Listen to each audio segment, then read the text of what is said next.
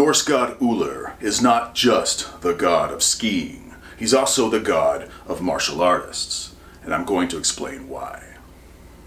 I first came across this concept while reading Stephen McNallen's book, Asatru, a native European spirituality. In the section on Ullr, he writes, "We read in the lore that it is good to call on him in single combat, so martial artists will find him to be relevant to their lives and passions." And here's the exact passage in the lore, in the Prose Edda. "Ullr is the name of one who is a son of Sif and a stepson of Thor. He is so good an archer and so fast on his skis that no one can contend with him. He is fair of face, he's handsome, he's a Chad, and possesses every quality of a warrior. Men should invoke him in single combat."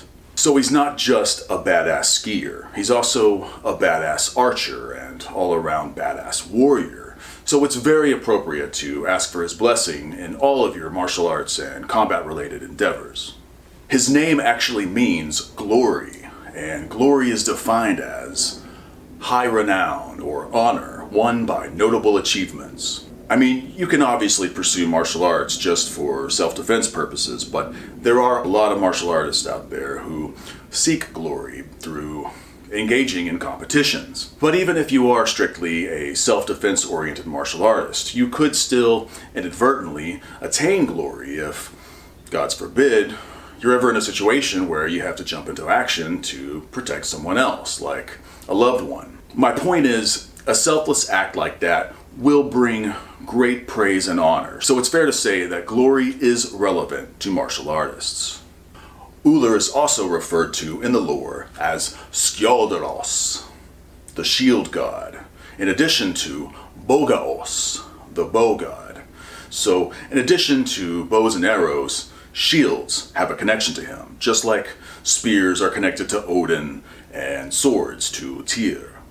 Another reason why Ullr is sometimes relegated to just a ski god is because there isn't a whole lot written about him in the lore. Unfortunately, there isn't much more than what I've already discussed in this video, but despite that, we know that he was an important deity, at least in Norway and Sweden, because there are a shitload of places named after him there. So how does one worship Ullr? In addition to the usual horns of mead and ale, or other beverages that one pours to the gods, I wanted to give him arrowheads. Badass arrowheads. Now, libations you can obviously pour on the ground, but if you want to sacrifice something solid to the holy powers, then you need to burn it or bury it for them to receive it. So I busted out my shovel and started digging. The prayer. Hail Ullr, Onderos, Bogaos, Vedios, Skjaldaros. I ask for your blessing in my training, in my fighting, in all my martial endeavors, in Midgardr and beyond. Let my hands strike fast, let my knives thrust deep, let my bullets fly straight, let my skills decide fates, for discipline, for mastery, for glory. Hail Ullr, hail Ullr, hail Ullr.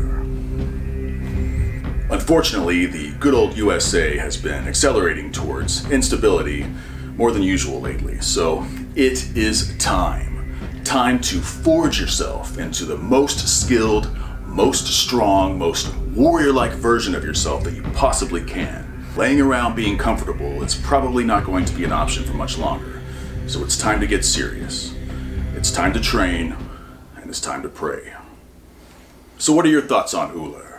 And what other holy powers do you look to for help with your martial skills and performance? Comment down below. And please hit that like button and subscribe if you haven't already. And be sure to hammer that bell and select all so you'll be notified when I upload new videos. Thanks for watching. Skål, Prost, and cheers.